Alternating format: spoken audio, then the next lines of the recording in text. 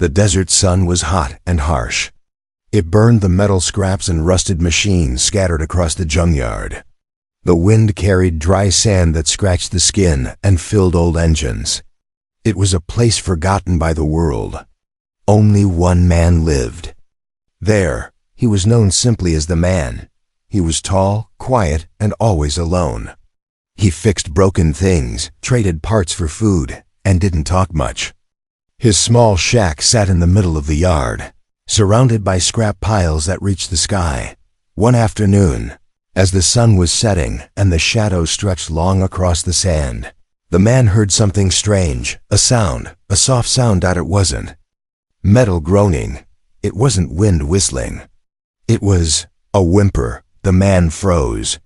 He looked up from the rusted panel he was working on. The whimper came again, weak, sad, like something small was crying. He stood, grabbed his old blaster, and moved carefully between the piles of junk. His boots crunched over broken glass and dried wires. The sound grew louder. It was coming from the back of the yard, where no one ever went. As he turned a corner, he saw it.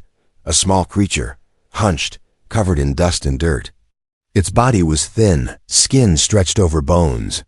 Its large eyes looked up at him, shaking with fear. It was not human. It had soft fur over its back, glowing yellow eyes, and a tail curled tight under its body. Its hands looked almost like a child's, but its ears twitched like an animal's. It was an alien cub. The man lowered his weapon slowly. The cub tried to crawl away, but it was too weak. It whimpered again, its voice rough and dry. The man didn't move closer. He just reached into his bag and pulled out a small piece of bread. He tossed it gently on the ground near the cub and stepped back. The cub stared at the food. It sniffed, hesitated. Then, with shaking hands, it grabbed the bread and stuffed it into its mouth. It ate like it hadn't eaten in days. Crumbs fell. Its hands trembled. The man watched quietly. He reached again, this time for a bottle of water. He opened the cap and placed it near the cub. Then he sat on a nearby metal block. The cub looked at him for a long moment. Then it crawled slowly to the bottle and drank deep, long gulps. When it finished, it sat still, breathing hard, staring. The man didn't speak. He didn't ask questions. He just nodded once, then stood to walk away. But before he could take a step, the cub suddenly jumped to its feet, eyes wide, alert. It sniffed the air. Then, without warning, it turned and ran, fast. Its tail disappeared behind the scrap. The man blinked. What just happened? Why had it run like that? He walked back to his shack, still wondering. Maybe the cub got scared. Maybe it had a home, but something didn't feel right. Then 10 minutes later, the ground shook. It was small at first, just a vibration, like a rumble under the sand. The man stepped outside, frowning. Another tremble, then another. He looked toward the direction the cub had run.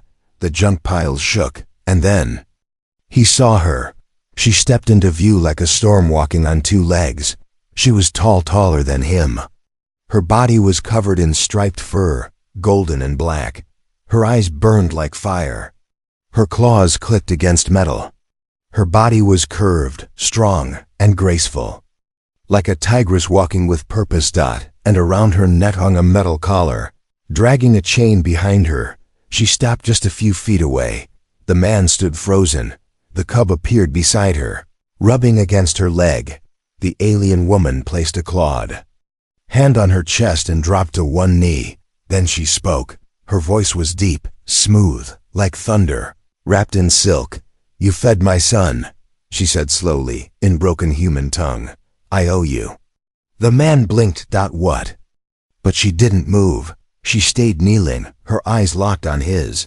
Behind her, the red sun dipped below the desert hills, casting a golden glow over her fur and eyes. It made her look almost unreal. The cub purred softly and curled up near her feet. The man didn't know what to say. He had only given food and water to a starving child, but now a mother had come, a warrior, a stranger. A queen in chains, and everything was about to change. Asterisk. The man had seen many strange things in the junkyard: broken ships, lost bots, forgotten weapons. But he had never seen anything like her. She didn't speak again. She just stayed on one knee, her golden fur glowing in the last sunlight, her head bowed low, and the chain dragging from her neck like a silent scream. The man looked at the cub, then at her. "What are you?" he finally asked. She lifted her head. Her eyes met his. There was no anger in them, no fear, only something deep, something ancient. "I am no longer what I was," she said slowly. Her voice was strange, rough. She didn't speak human language well, but each word felt heavy. The man saw the wounds now, deep scratches along her arms. Her fur was matted. Her hands were strong but shaking. She looked like a wild animal, but her eyes were full of understanding and pain. The cub climbed into her arms. She held him close, pressing her cheek against his soft head. "This is my son," she said. "I know," the man replied. She tilted her head. "You helped him. You fed him. No one helps slaves." The man's eyes narrowed. "Slaves?" She held up the chain. The collar around her neck made a soft clink. "Taken, sold, escaped," she said. "We ran." The man didn't ask more. He had seen the slaver brands before on other beings. He didn't like the kind of people who did that. The mother stood slowly. Her body wavered, but she held herself with pride. "I came to repay the debt," she said. "I don't need repayment," the man answered. Her lips curled, half smile, half disbelief. "You gave him food," she said. "In my world. That means everything. You saved a bloodline. My kind Takari remember such things." The wind blew softly through the junk. The man looked at her again. She wasn't just a mother. She moved like a fighter. There were faint marks on her body, tattoos, now half burned, symbols, old ones, warrior marks, royal blood maybe. But now she wore chains. He didn't ask her name. He didn't ask her past. But she took a deep breath and said, "They will come. They will follow, for me, for him." "Who?" the man asked, stepping closer. "The slavers. They hunt what they lose," she replied. Suddenly, the cub whimpered again. It smelled something, felt something. The mother sniffed the air. Her eyes turned cold. "They're near." The man didn't wait. Inside, now. He led them into his shack, a rusty metal cube, barely big enough for one person. Inside were tools, scrap maps, old parts. The mother ducked inside, holding the cub close. The man closed the door and locked it. He opened a floor panel, revealing a tunnel. "Go," he said. "Back entrance, leads to underground room. Safer." "There." She looked at him with surprise. "Why help?" she asked. "You owe nothing," the man shrugged. He looked hungry. She stared for a long time, then nodded and crawled into the tunnel, her tail brushing against the ground. The cub followed, but before going in, turned back and looked at the man. For a second, the child's golden eyes weren't afraid. They were thankful. Once they were safe underground, the man stood guard above. He took out his old rifle, half burnt, still loaded. It had served him in the Outer Belt Wars. Maybe it would work again. And then he saw them. Two shadows at the edge of the junkyard. Moving fast, armed. Not soldiers too sloppy. Pirates. Slavers. The man narrowed his eyes. They had tracked her, and they were ready to take her back. But they didn't know him. He moved like a ghost through the scrap. Silent as air, he circled them from behind. One had a tracker. The other had a stun rod. They laughed. "She must have crawled into some rat hole," one said. "Leave the cub. The mom's worth more," said the other. The man didn't wait. He hit the first with a silent bolt shot right in the back. The second turned. Surprise too late. The man stepped out of the shadows. Gun aimed steady. "This junkyard's closed," he said coldly. The slaver froze. Then, dropped his rod and ran. The man didn't chase. He returned to the shack. Opened the floor. The mother stared up, eyes glowing in the dark. They came? She asked. Yes, he said. They'll come again. She nodded slowly. We'll fight, she whispered. You'll rest first, he replied. The cub hugged the man's leg, for the first time in years. The junkyard didn't feel so empty. The next morning, the junkyard was quiet again, but not peaceful. The man stood at the top of a rusted platform, looking out over the desert. His eyes scanned every shadow between the scrap towers. His finger stayed close to the trigger of his old blaster.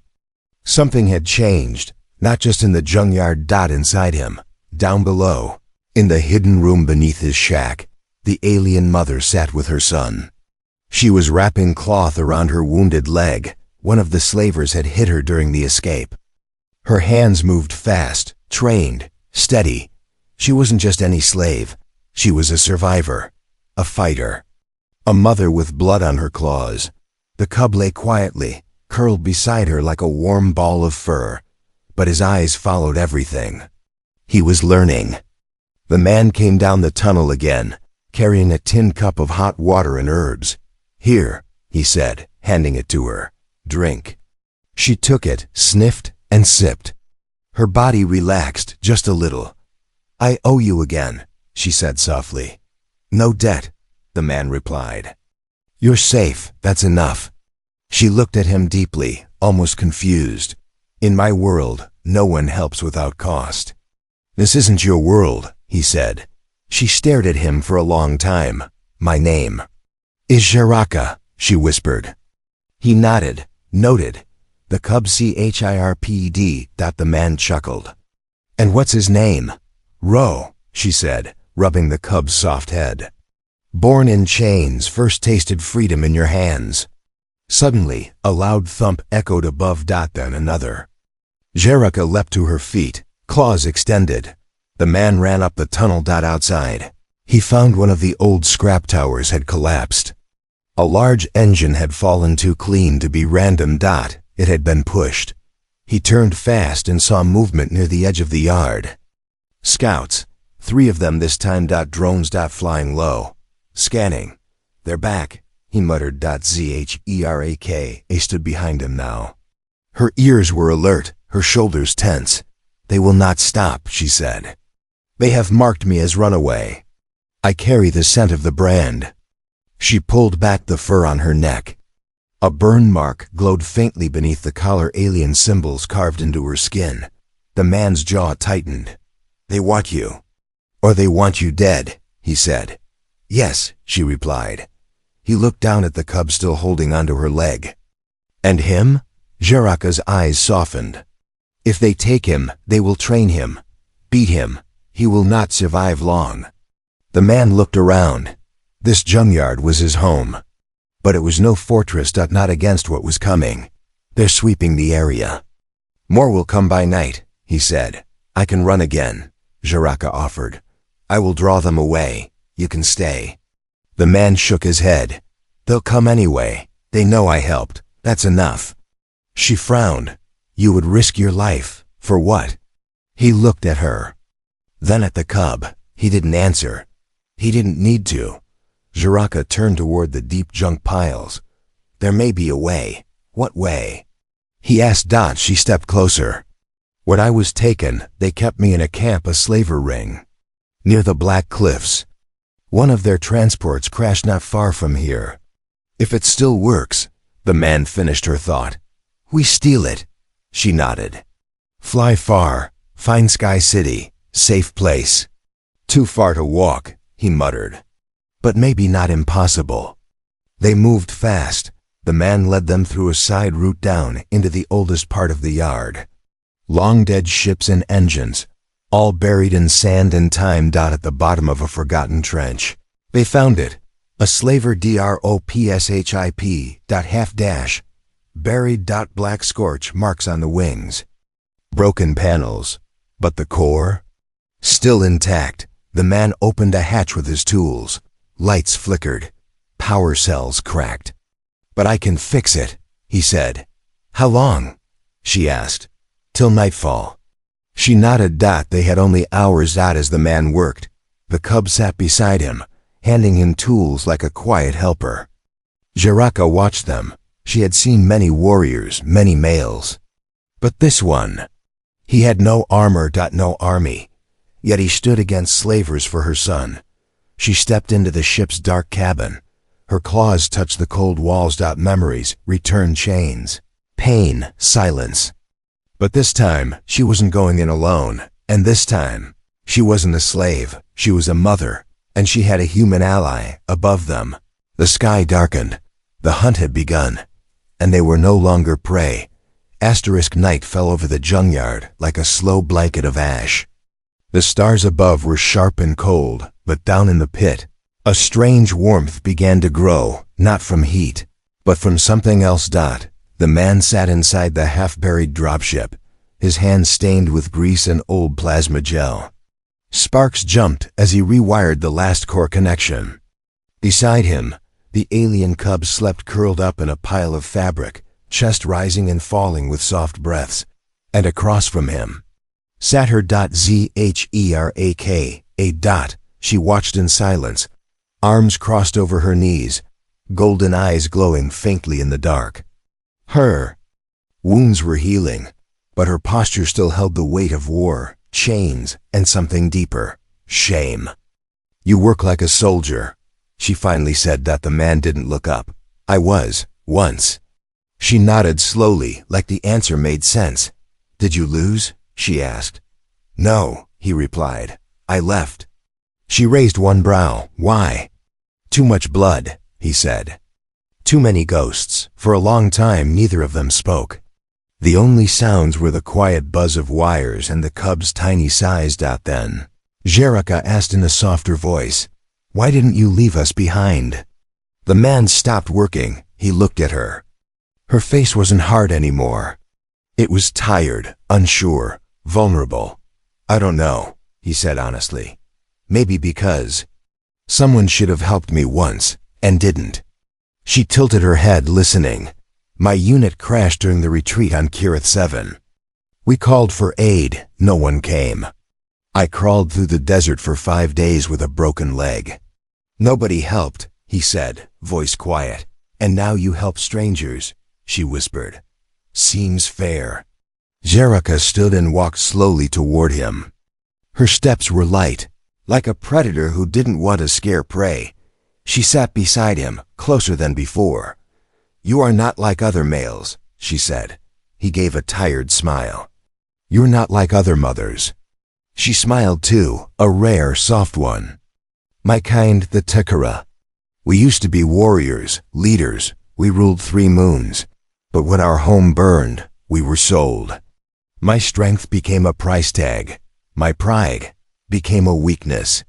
Her voice cracked. The man didn't speak. He just reached into his pack and handed her a warm cloth. She took it, wiped her face, then surprised him with a sudden question. Do human males choose mates? He paused. Sometimes, he said slowly. Based on beauty? She asked, watching his face. Sometimes. She leaned closer, just enough that he could smell the faint scent of spices in her fur. And what do you choose? She asked quietly. The man looked at her, her sharp eyes, her proud posture, her scars, and her strength. I don't know yet, he said. Jiraka blinked, then smiled again, but said nothing more. Suddenly, the cub stirred. He stood up and padded over, climbing into both of their laps like it was the most natural thing in the world. Jiraka gently brushed the child's fur back.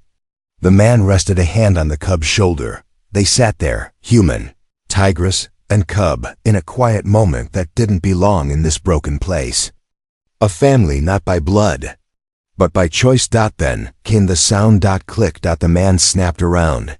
He stood. So did Jiraka, outside, just beyond the edge of the junk trench. Soft footsteps crunched in the sand. The man grabbed his blaster. Jiraka picked up a rusted steel pipe. They moved silently toward the exit hatch of the ship, side by side. A shadow passed overhead. Too small for a ship, too quiet for a beast. A scout drone. They had found them. The man cursed under his breath. "We're out of time," he said. "I'll lead them away," Jiraka offered. "I'm faster in the dark." "No," he said firmly. "We stay together." The dropship's power hummed. The engine was waking up. They had only minutes now. Jiraka turned to him, her expression serious. "If we survive this, will you still want us here?" The man looked at her, truly looked. The proud warrior, the hunted mother, the tigress in chains. Now standing tall again. "Yes," he said simply. She reached out, clawed fingers gently brushing his arm. "Then let us survive together." Dark clouds covered the desert sky as the stolen dropship lifted off from the junkyard pit, engines sputtering, smoke trailing behind. It wasn't flying smoothly, but it was flying. Inside, the man held the controls tight. Sparks burst from the side panels. The ship was old, cracked, but his hands knew how to hold it together, for now. Jiraka stood near the back door, her body swaying with the shaking craft. She held the cub close in one arm, a metal rod in the other. Her eyes glowed with fierce alertness. "We won't make it far," the man shouted over the noise. "Too much drag, engines leaking. Where's the nearest shelter?" Jiraka asked. The man's eyes narrowed. "One place. Market ruins, dead trade post.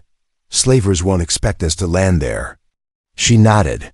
"Then we make our stand."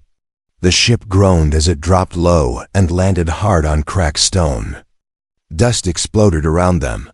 They were inside what used to be a trading zone centuries ago. Now it was rubble. Tall broken towers, rusted vendor stalls, metal bones of an old world. They rushed out. Jiraka led the cub through a maze of walls and tunnels. The man followed close, blaster in hand, but they weren't alone. From above, 3 small aircraft descended silently, slaver scouts. Black and fast. Within minutes, armed trackers dropped down with visors and pulse rifles. They spread out, scanning every shadow. A deep voice crackled over a comlink. "We know you're here, Takara. You and your pet human. Come quietly, or we take the cub." Jiraka's growl echoed in the ruins. "They will not touch him," she said coldly. The man checked the power level on his blaster. 1 cell left. "I'll buy you time," he said. "Get him out." Jiraka turned sharply. "No, we fight together." The cub clung tighter to her. His small claws dug into her shoulder. "I'm not letting him see you fall," the man said firmly. Jiraka stared at him. Then, nodded.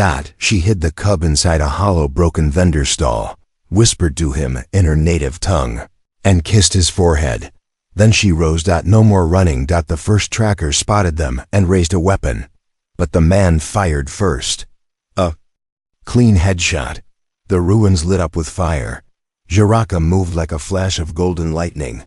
Claws out, fast and brutal. She dropped a slaver with a single kick and disarmed another with a twist of her wrist. The man fought smart. He used shadows, cover, angles. He'd been in war. It showed. But more enemies arrived. 10, 15, too many. The man was breathing hard now. A burn marked his side. Blood soaked through his shirt. His arm shook, but he didn't stop. Jiraka was limping, but her eyes blazed. Then, a shout. "Found the cub." A slaver yelled. Jiraka roared like a beast from legend. She jumped from a broken platform and landed hard on the soldier, snapping his arm with one strike. She scooped up the cub and ran toward the man. "We can't win here," she yelled. The man looked around. "There's one last shot." He tapped his wrist. A beep echoed through the ruins. Behind them, the old dropship's engine core began to glow. "You set it to overload?" she asked, stunned. He gave a grim smile. "I wasn't planning to keep it." They ran. The slavers chased, but the engine reached its limit. A flash, then an explosion. The ruins shook as fire blasted upward, throwing metal and sand in all directions. The shockwave knocked them both to the ground, but they covered the cub. Silence followed when the smoke cleared. The slaver force was gone, and only broken stone remained. The man opened his eyes, coughing. Jiraka leaned over him, her hand pressing on his chest. "You live," she said, voice shaking. "Barely," he whispered. She helped him sit up. The cub crawled into his lap and nuzzled against his chest. Jiraka touched the man's wounded side. "We need shelter, real shelter, not holes in sand." He nodded weakly. "I know a place," he said. "But it's far, on another moon, an old war base, still safe." She looked at him with something new in her eyes, not just respect, something closer to trust, maybe more. "You saved us," she said. "You saved me back," he answered. She reached forward and placed her hand over his. "You are not just a man," she whispered. "You're ours now." The stars looked peaceful from above. Silent, cold, endless. But peace wasn't always safe. The stolen shuttle limped through space, damaged and patched with leftover parts. Inside, the man sat at the pilot seat, eyes locked on a small blinking dot on the radar. That dot meant everything. It was the last safe place he remembered, a hidden war refuge built years ago on a forgotten moon. No lights, no signals, just steel, stone, and silence. Behind him, Jiraka sat with her son asleep in her arms. The cub had curled into a ball, purring softly. He was safe. For now. Jiraka's golden fur shimmered under the faint lights of the ship. Her wounds were healing, but her eyes told another story. She hadn't truly rested, not in days, maybe not in years. The man looked back at her. "We're almost there." She nodded. "And then what?" He paused. "Then we breathe," he said. The moon was small, covered in ice and stone. No life signs. No atmosphere. Perfect for hiding. They landed near the side of a mountain. A tall door stood hidden behind a rock. "Slide." The man stepped out first, clearing the entrance using old command codes. The door opened with a rusty hiss. Inside, darkness, dust, silence. But it was home. Once. They walked through metal halls that still carried scars from past battles, blast marks, bullet holes, hand-drawn maps on the walls. "This was yours?" Jiraka asked softly. "Mine and others," he replied. "A place where soldiers went when they were tired of being soldiers." She looked around. "Feels like ghosts live here." "They do," he said quietly.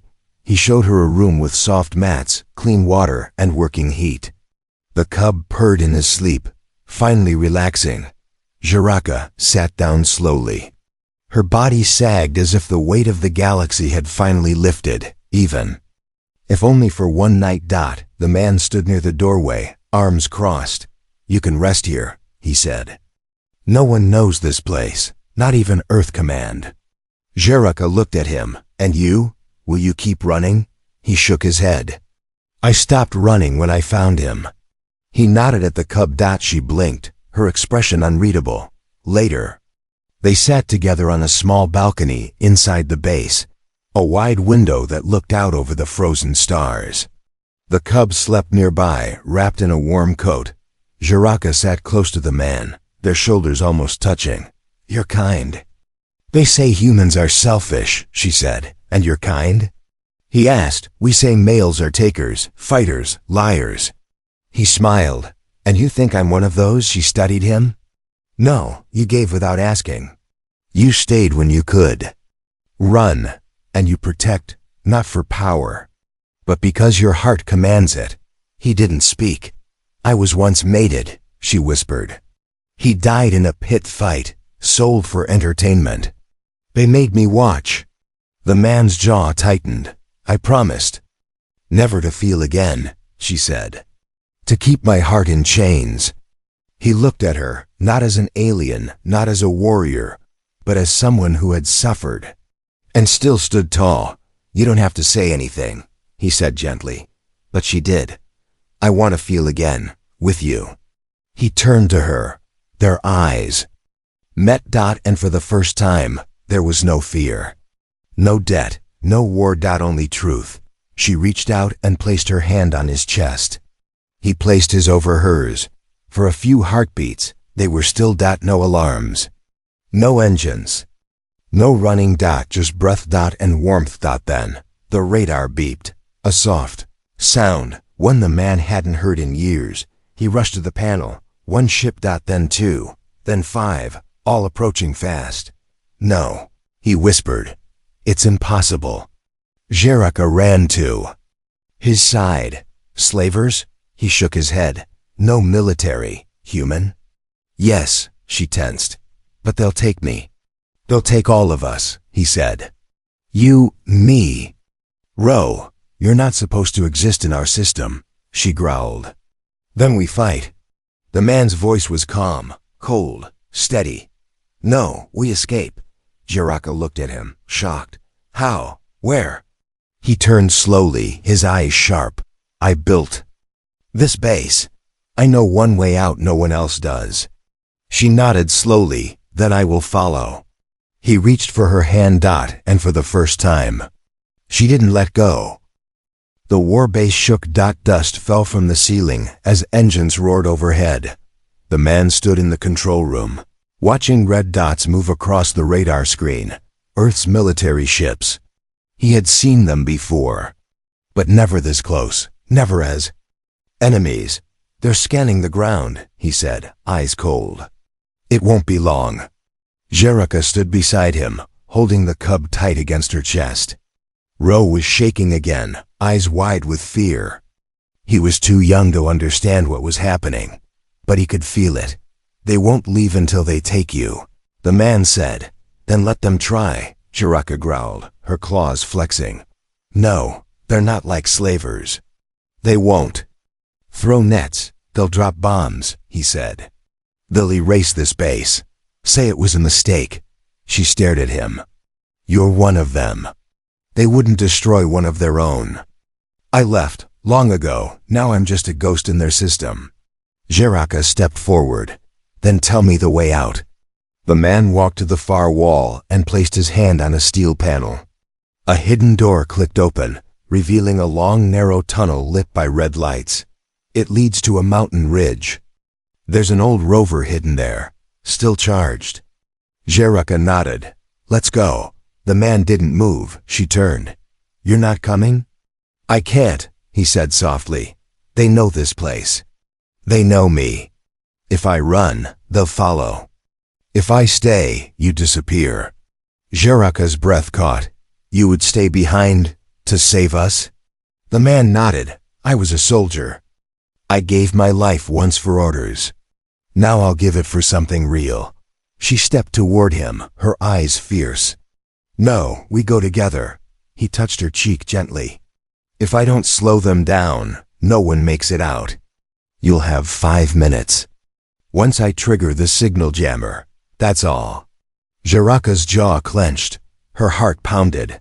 No, she whispered. There must be another way. There isn't. The cub began to cry softly. The man kneeled, wiping the tears from the child's fur. Hey, little warrior. You're gonna grow up strong and safe. That's what matters. He looked up at Jeraka again. I don't need saving. Not anymore. You gave me something more than survival. She stared into his eyes, trembling. Don't make me lose someone again, she said. He leaned in, pressing his forehead gently to hers. You won't lose me, he whispered. I'll always be part of your story. For one long moment, nothing moved. Then Jeraka turned. She grabbed the cub and stepped into the tunnel. Before the door closed, she looked back. One last time. The man gave her a small smile. Run fast. The door shut. Minutes later, the Earth fleet dropped. Troop ships hovered above the base. Soldiers in full armor stormed the halls. But the man was already waiting in the main chamber, sitting calmly beside the power cord. When they burst in, weapons raised, he smiled. Welcome back, he said. They shouted commands. He didn't move. What's your mission here? One barked. To remind you, he said. that not everything strange should be feared. He pressed a button. Every screen in the room lit up, video feeds of him feeding the alien cub, protecting them, repairing ships, and hiding no weapons, only kindness. "You think I broke rules?" he asked. "No, I made new ones." The soldiers paused. Their eyes darted between each other. Some hesitated. The commander raised a comb. "Sir, this doesn't look like a threat." The man smiled. Outside, on the mountain ridge, Jiraka's rover climbed into the snow and ice. She held the cub tight. Eyes wet. They had made it. Hours passed. The man was gone. The military cleared the base, filed reports, erased evidence. But whispers started. A human who protected a tigress. A soldier who chose kindness over command. A warrior who stayed behind so others could be free. Years later, a new planet, a new village. Children ran through glowing fields. Among them, a young boy with golden fur and human eyes smiled. Jiraka watched him from a distance. Older now, but strong. Around her neck, she wore the man's old dog tag, the only piece that remained. And every night, she told her son a story about the man who fed a starving cub and changed a warrior's heart. Forever.